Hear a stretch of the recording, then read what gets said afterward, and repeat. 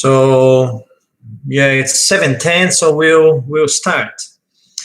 Hi everyone, and welcome to another Facebook, Instagram, and now YouTube live session. So if you're not subscribed to my YouTube channel, please subscribe to my YouTube channel. I've got, I think, 190 subscribers already.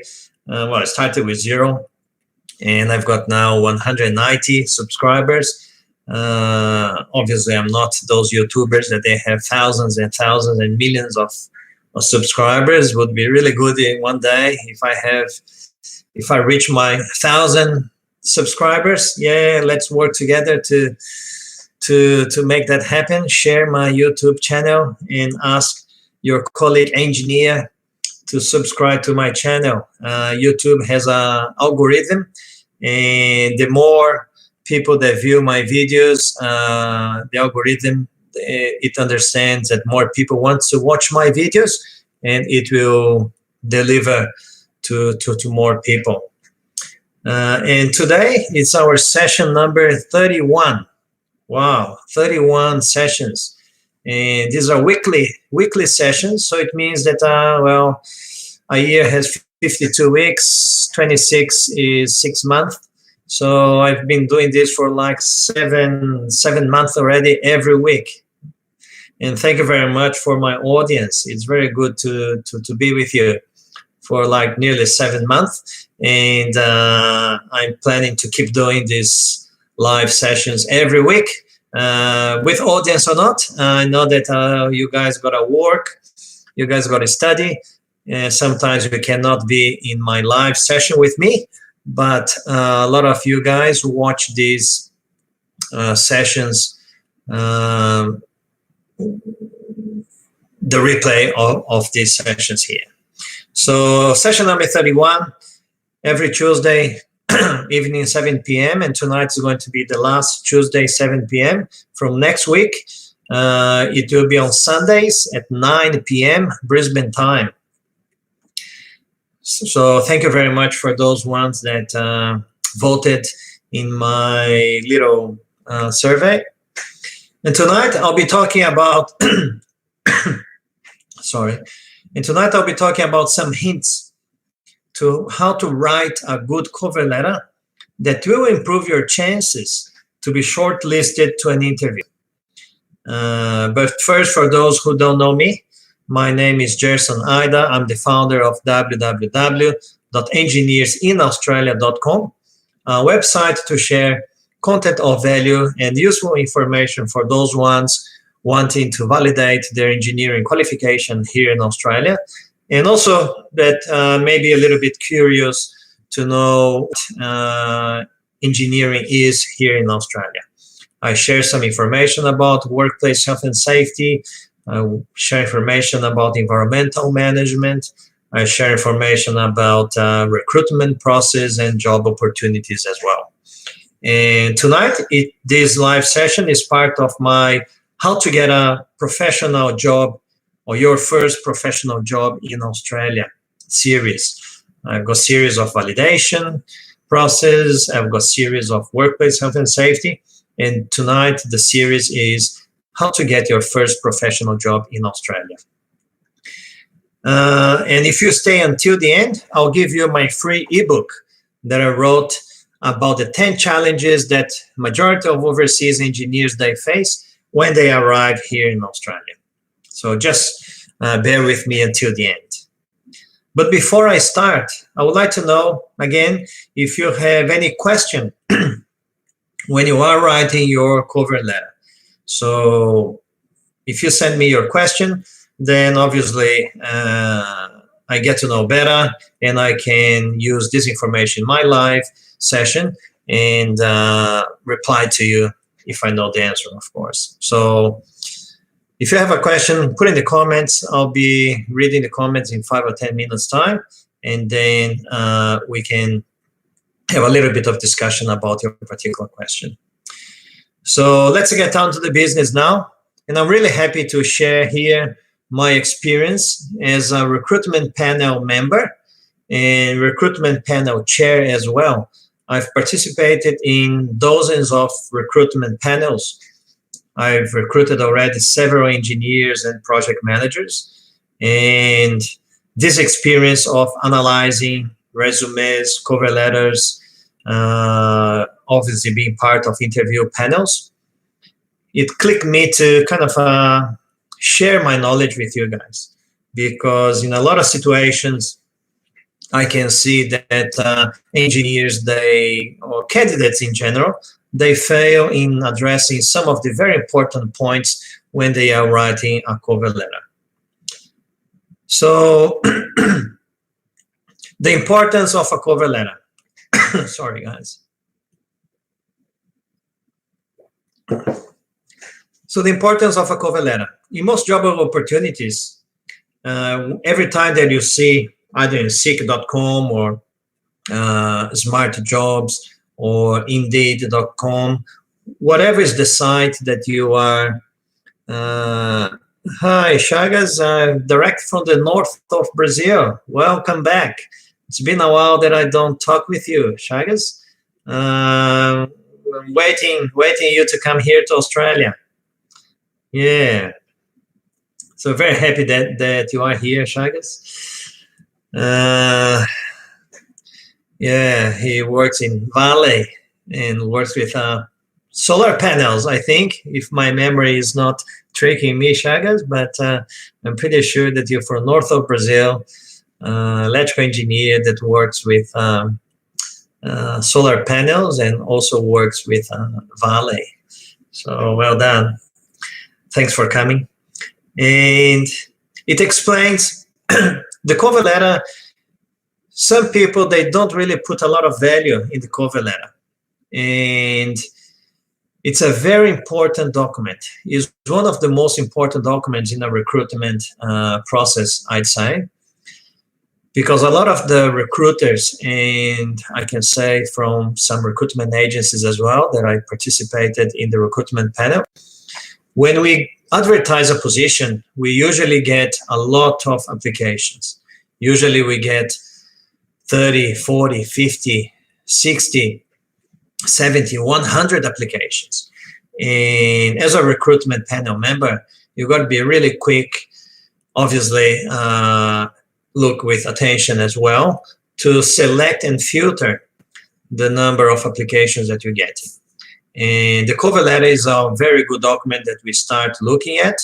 We look at the cover letter. If the cover letter is addressing the competencies or selection criteria that we are after. And then if a candidate is interested, well, I'll rephrase that. When we look at the cover letter and we get some interest in a candidate because the cover letter is addressing the competencies or selection criteria, we then look at the resume. The resume is pretty much a history of employment. It tells you a little bit of your results, etc. But really, what really addresses the competencies and selection criteria of the position that you are advertising or companies are advertising is the cover letter. So the most important part of the cover letter is how to address the skills and competencies required in the job description. So that's the reason why every time that you look at the job description, you've got to try to find what are the key competencies, what are the selection criteria that it's in that job description. And you've got to make sure that you're addressing all of those selection criteria and competency standards in your cover letter.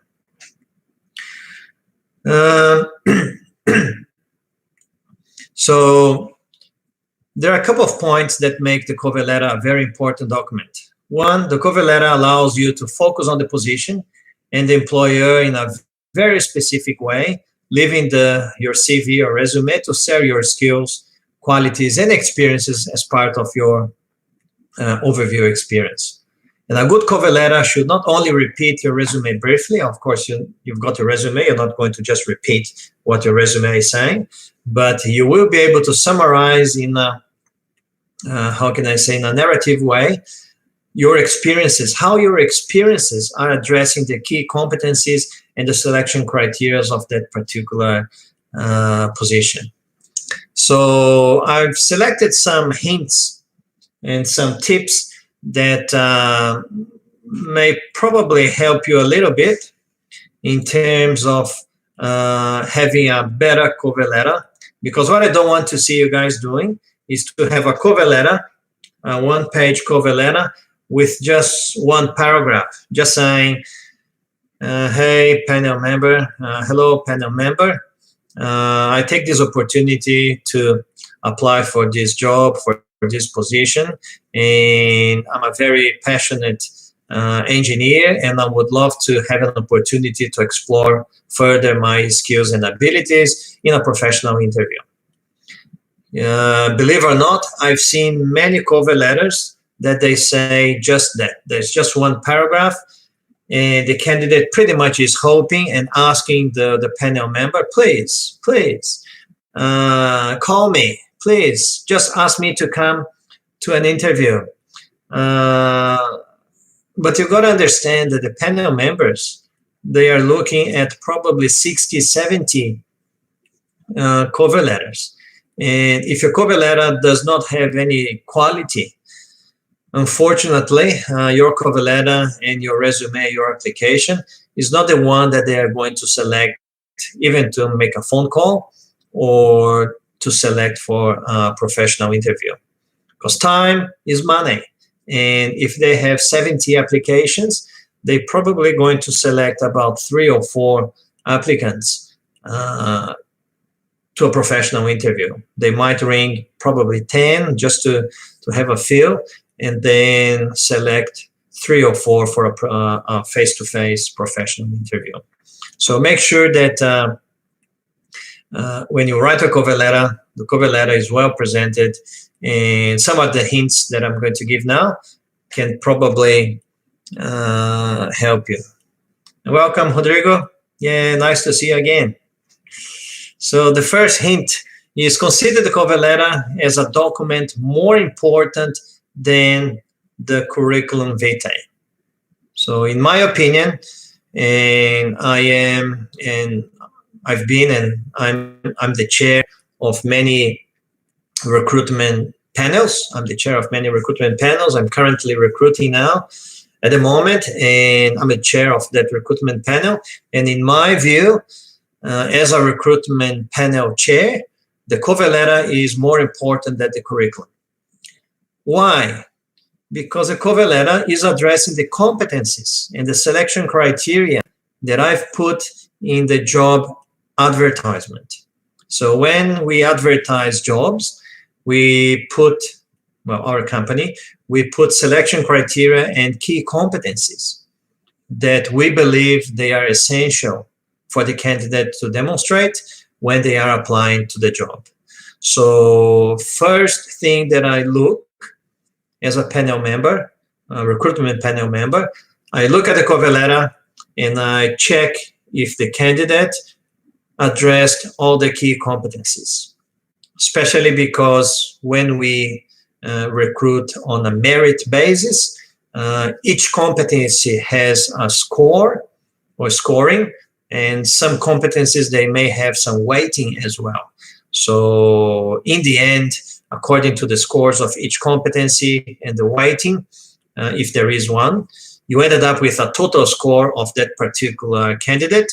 And obviously the candidate with the highest score will be shortlisted for an interview, and there is similar scoring system during the professional interview. So many job seekers invest a lot of time in their CV or resume, and they do not pay attention to the cover letter. And as I said before, some of the engineers, they put in their cover letter just a simple paragraph, thanking for the opportunity to apply for that position. They say that they're very enthusiastic, very skilled, and very passionate for the job, and they would love to have an opportunity for a professional interview to explore their skills and abilities further. And that's it. When I read that cover letter, unfortunately, that cover letter together with the resume goes to the X files, because it doesn't really tell me much, and usually I've got another 50 or 60 applications, and I'm pretty sure that within those applications I will find a much better application there. So some employers and recruiters read the cover letter first, and that's, for example, my case. The cover letter is the document that will catch the attention, usually from the panel member or the recruiter, and then it will draw the attention to the CV or resume. Some recruiters and some panel members will not even consider the resume if they're not satisfied with the cover letter. So if the cover letter is not addressing competencies, they might not even look at your resume. So this document is very, very important, and you should pay a lot of attention and put a lot of effort to make sure that you have a very good cover letter. Another hint is to customize your cover letter. I believe I asked before, I think it was, Eduardo. Eduardo, I asked the question. Now they've got more people watching. I would like to ask a question. Do you have a standard cover letter? So we've got Instagram here, I got YouTube down there, and Facebook to my left. So do you have a standard cover letter? If you have one, please say yes in the comments. If you don't have one, obviously, please say no in the comments. We'll say if you guys have a standard cover letter.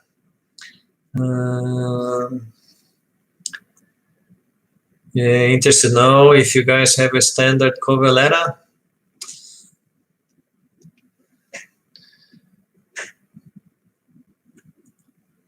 Because I've seen a lot of standard cover letters. I've seen a lot, and they're not good. So, yeah, thanks. Xará,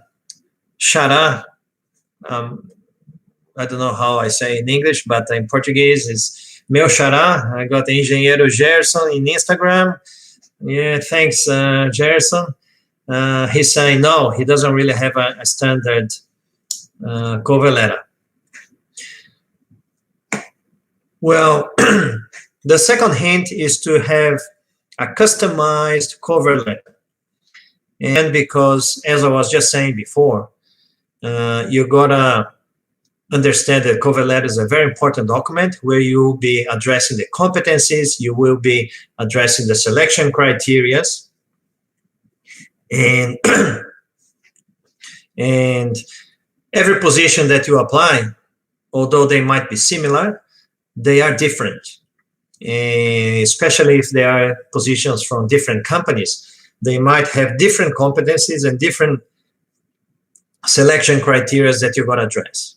So if you have a standard cover letter that, because it's a standard, it's a generic one, you're probably not going to talk in details about a lot of things. And that's the risk, because every time that you send a standard cover letter, you're very generic, and you're not addressing probably the competencies and the selection criteria that the companies and the recruiters and the employers they are after. So by customizing your cover letter, this strategy will make your cover letter much more likely to be appreciated by the company. The company will think, well, this person has spent some time in customizing, in addressing every single competency, in addressing every single selection criteria. I'll pay more attention to this candidate. So, and that's a mistake when you have a generic cover letter. That's a mistake that candidates, they do. Sometimes they are a bit desperate. They get this standard cover letter. They select 10 applications and they send the same cover letter to every single job application. What do you think if you didn't really put a lot of effort in preparing a good application? What do you think is going to be the result when you just kind of copy and paste in all of those applications? Unfortunately, the panel member or the panel on the recruitment panel is probably not going to spend a lot of time reading your cover letter, and you won't really be successful in those applications. So, but how can we customize a cover letter? Well, there are a few ways that we can customize a cover letter. One way certainly is to read the position description. Oh yeah, Jason, but I went to seek.com. They've got a description of the job that needs to be done, but they actually don't have a position description. Well, that's a bit difficult, but if that happens, pick up the phone, ring the recruiter or ring the company and ask if they have actually a position description, or it can be called a position description or a role description. And usually in those documents, they will have selection criteria or key competencies. And those key competencies in engineering can be technical competencies related to your field, and also can be managerial competencies, depending on the level that you are applying. But make sure that you ask and you check and you read the position description, because you can then check what are the key competencies and what are the selection criteria. Another way to customize the cover letter is also to look at the company's website. You go to the company website and then you do a little bit of research. You check what sort of projects that they are working on. You see the profile of the company, because sometimes engineers, they have a lot of experience. And some engineers, they have a lot of experience in different fields. So they got to be careful in what they put in the cover letter, because sometimes their experience can match different industries or different areas within the engineering. So have a look and do a little bit of research, spend a little bit of time in the company's website to understand what are their projects, what are the values and principles, and try to include that in your cover letter as well. So the objective is to get a little bit more rapport with the company, a little bit more rapport with the recruitment panel. So they understand that you actually spent some time having a look at the company's website to understand their business, to understand the projects that they're working on, and then you will be able to customize your cover letter. Another hint is that we've got to remember that companies that are recruiting, obviously the companies that are serious, they are recruiting on a merit basis. But what is a merit? Well, merit is when companies or recruitment panels, they actually hire or select people considering their skills, attitude, competencies, qualifications, knowledge, experience, and personal qualities. So when the company or recruiters, they consider all of those factors, you can say that they are using a meritorious process. Here in Australia, it is a company that I work for. We just recruit on a meritorious basis. So for you to be selected to an interview, for you to be shortlisted, for you to be being offered a job, you've got to be able to demonstrate that you have the merit to to earn and to win that position there. So if relevant, you will be assessed in terms of merit, how the person performed tasks in previous work, how much the person has a potential for development. And the merit evaluation criteria, they can be described as a merit criteria, a selection criteria, a candidate profile, key competencies. Sometimes there's a question, is this role for you? Capabilities or core capabilities. So these are the expressions that could be in the position description, and they are probably the items that you gotta address. I've asked a little bit ago if people wanted to ask some questions. I've got some questions. I will just check here I got questions in Instagram. I got some questions in Facebook. I'll be reading right now. Don't have question Instagram. So Instagram, if you have any question, please do so. Facebook. Ziad Ala Asar. Yeah, welcome, Ziad. He's asking, I'm fresh graduate civil engineer. Is Australia good for me to come with no experience? As a graduate civil engineer, Ziad, certainly there's market for everyone. There's market for graduate engineers, there's market for senior engineers, and there's market for very senior engineers. It all depends on certainly the economic situation in the area that you want to go. A few years ago, probably was going to be easier because Australia was really booming and there was a lot of work, a lot of demand. Even graduate engineers that were coming to Australia. Unfortunately now, because the economic situation is not really flash, companies, and as I said before, when you advertise for a position, you always get 50, 60, 70 applicants, and majority of them domestic, which they are already here in Australia. They have already a permanent visa or work visa. And it costs a lot of money for the companies to recruit people.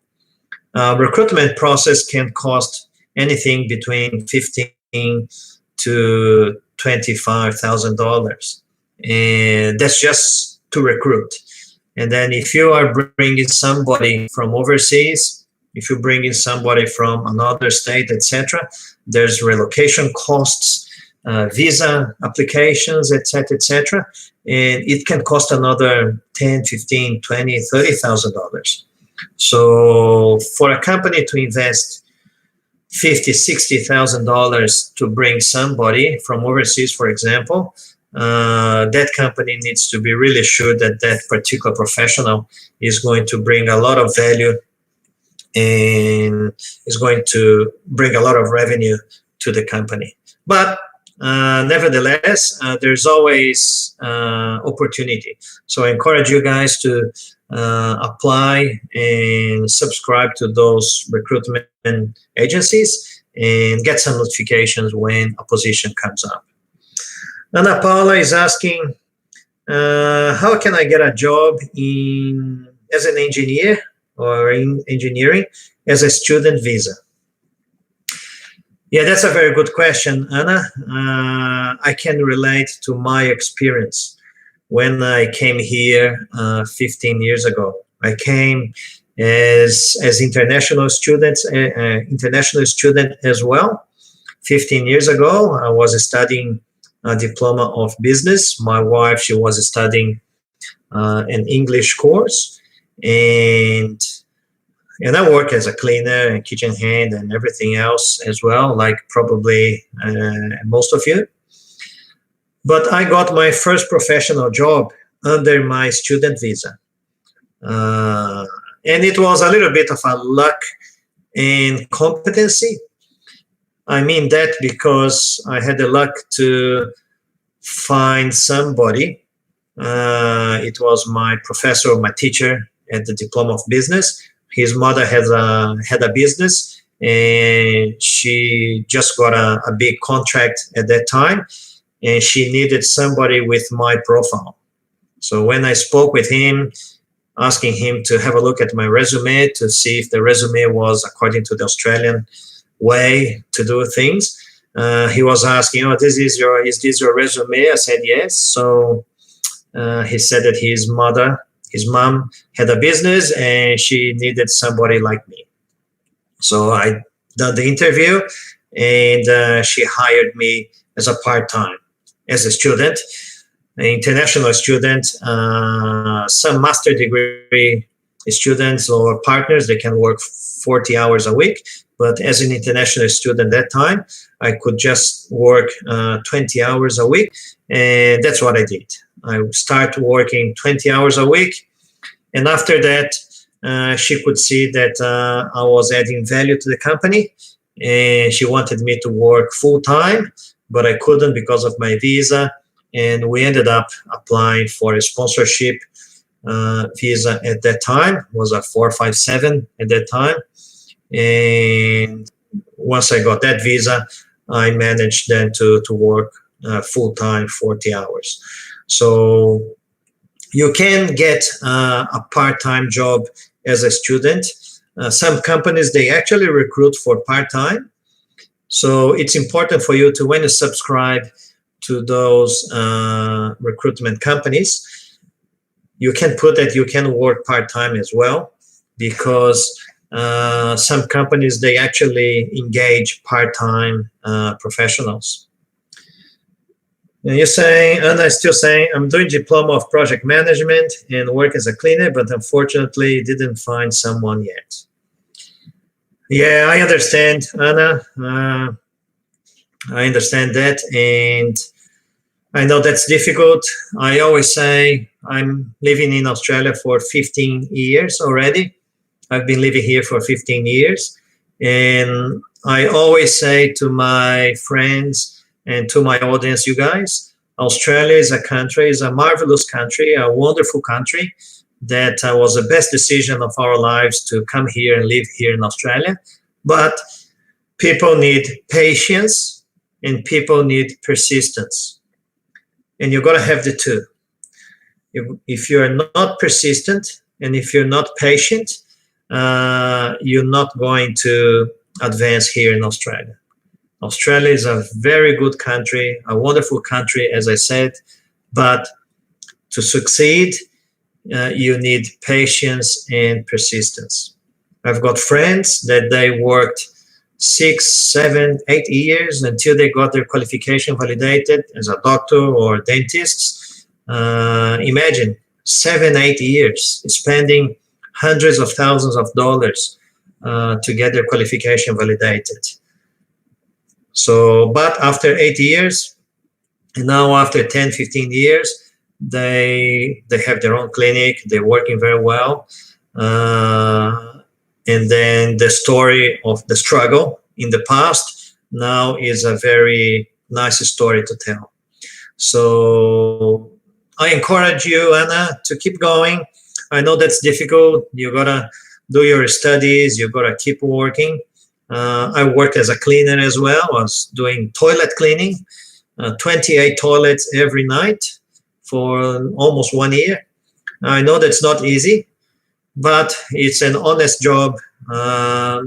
You earn your hard-earned money, and the opportunity will come. You got to be patient. You got to keep trying. Certainly, if you have your engineering qualification validated, it's going to help you better. If you don't, perhaps you're trying to work in the project management industry.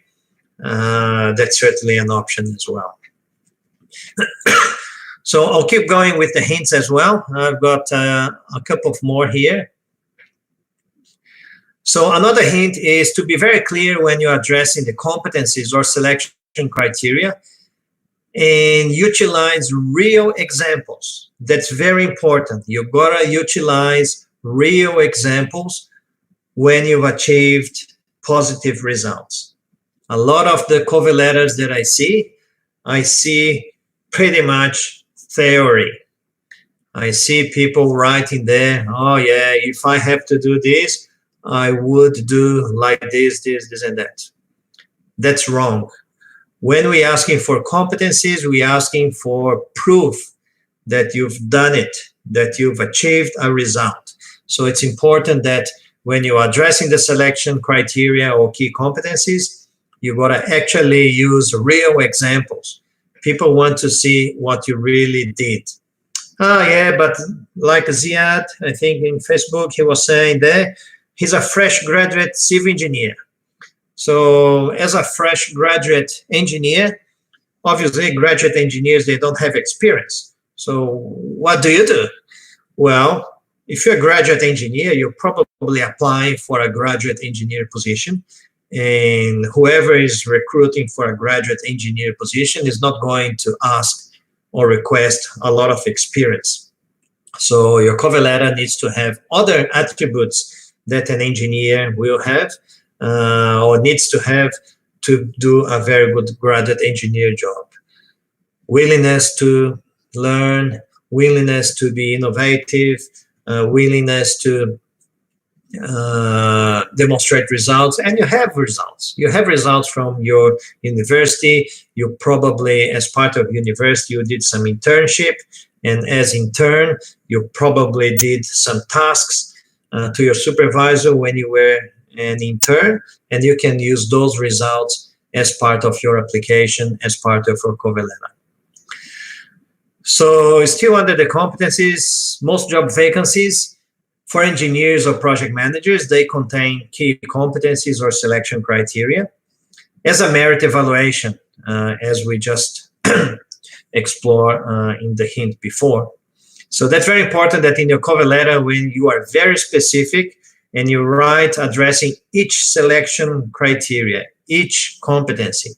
Many candidates, they mix everything in just a big body of text, which then makes the panel members a bit confused. So my hint, my suggestion for you is when you're writing your cover letter, if there are 5 competencies, use the title or the headings of each competency.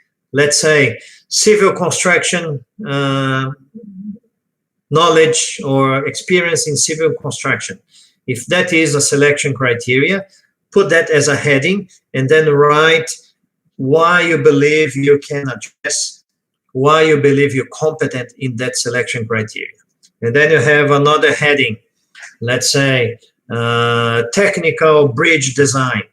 So if you have designed bridges, for example, use that heading, technical bridge design, and then give your example, give your results. You will have probably some soft skills, oral and written communication. Put that heading again and give your examples, give the results that you've achieved. And as a last hint for tonight, it's already 47 minutes, sorry guys, a bit long tonight. Close out your cover letter with a golden finish. What is that, Jerson? Golden finish, what is that? Well, it's how you make the conclusion of your cover letter. So make your cover letter, complete your cover letter with a sentence that demonstrates how your experience or skills will help you to get the job done. So put yourself in the shoes of the recruitment panel member. Put yourself in the shoes of the person who's going to be your boss. And make the conclusion of your cover letter with a statement using your skills and abilities. How those skills and abilities will contribute to ease the pain and the challenges of the position. Remember, guys, when companies are hiring somebody, they're hiring somebody because in that particular area, they have a pain. And pretty much for them to hire you, you are going to be the medicine or the treatment for that pain. You're going to alleviate, you're going to get that pain gone. So put some sort of a statement. What else? So make sure that in the last paragraph, you explore your skills, your knowledge, your professionalism, your teamwork, a summary of a very good result of a project that you applied your skills and abilities, and that you can be certainly a very valued asset to the company and to that position there. So that's pretty much it for tonight, guys. I've got certainly more hints that I could share with you, but it's been already 50 minutes, and I said it was going to be 15, 20 minutes, but because there were some questions and there's some interest in this topic, and I'm pretty sure that you are all interested to get your first professional job here in Australia, and I I'll do whatever I can to help you guys, at least with the paperwork. I'm planning to do, I don't know if it's going to be in the next live session. And remember, next live session is going to be now Sundays.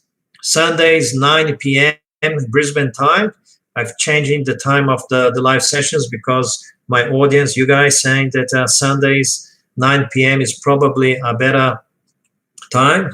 I'm probably going to talk next live session about some hints for a professional interview.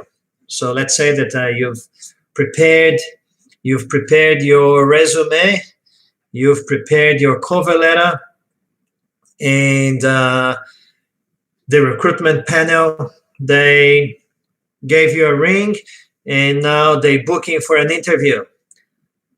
And that's a totally different thing. You gotta know how to behave in an interview, in a professional interview. And yeah, let's decide that. Do you think, is that a good topic that we can discuss next live session?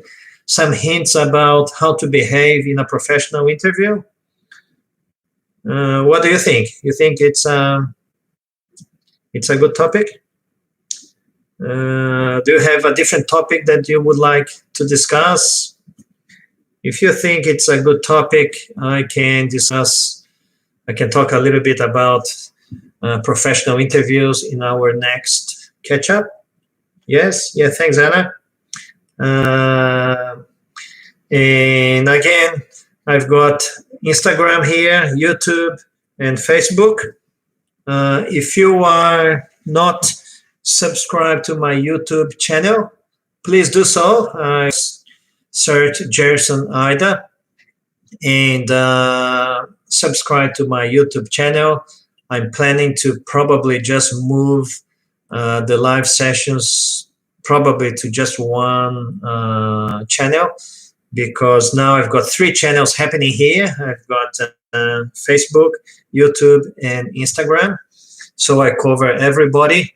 I can keep going using the 3 channels. The only thing is that I gotta look at there, look here, and look here. But I know that some people, they have Facebook, they don't have Instagram. They have Instagram, they don't have Facebook. Some they have YouTube. So, all right. So next week, Sunday, 9 p.m. Brisbane time, I will talk and I'll give some hints how to behave in a professional interview. Thank you very much for those that responded to my question about the days and times of these live sessions. And as promised, I will now give the free ebook, the 10 challenges that most overseas engineers they face when they arrive in Australia. I'm going to put the link in there. Just some of you probably already read my ebook. If you haven't, when you put your name and email address, etc., you will be sent an email with a confirmation button. You just need to click on that button to confirm your email address. Why is that, Gerson? It's because some people were putting the wrong email address and they were never getting the ebook. And they were ringing me, Gerson, I didn't get my ebook. And when I was checking my database, it's because the email address was wrong. So I'll type in now the ebook address. So bit.ly. Sorry. Where is that? Here. So I've got 2 versions. I've got the English version and the Portuguese version. So I can cover at least some bases. So I'll put the Portuguese version. So it's bit.ly/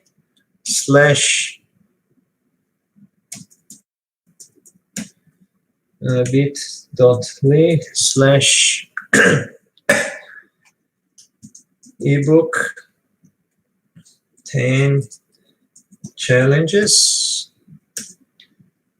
and bit.ly/ebook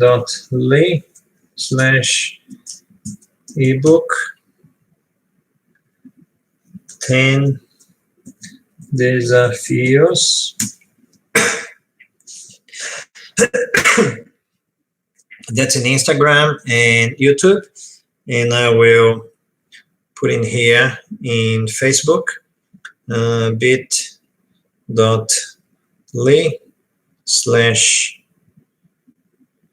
There's some case sensitive, there's some capital letters there, guys, so please just observe the capital letters. Bit.ly ebook 10 challenges, and the Portuguese version, bit.ly/ebook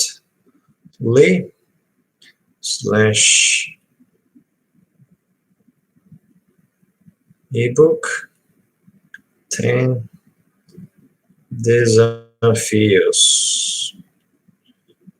All right, that's done in Facebook as well.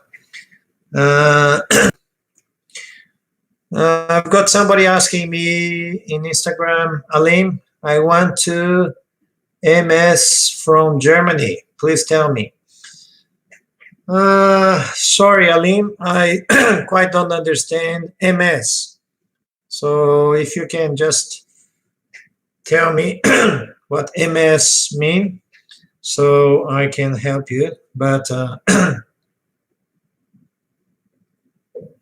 MS can be sorry, MS can be different things. So I want to MS from Germany. Or if you're happy, you can call me in my direct in Instagram, and we can have a chat. Yeah, all right, guys. So I think that's it for tonight. I will be, well, in YouTube. This live will be available in my YouTube channel. It will be also available in my Facebook page, Engineers in Australia. And it will be available in my stories in Instagram for 24 hours. All right, then. I thank you very much, guys, for your participation, and I'll see you Sunday, 9 p.m. Brisbane time, talking about some hints in how to behave in a professional interview. Thank you very much. Hi, Diego. Welcome. We're finishing, but it will be available in my stories. Thank you very much, guys. Thank you. Bye-bye.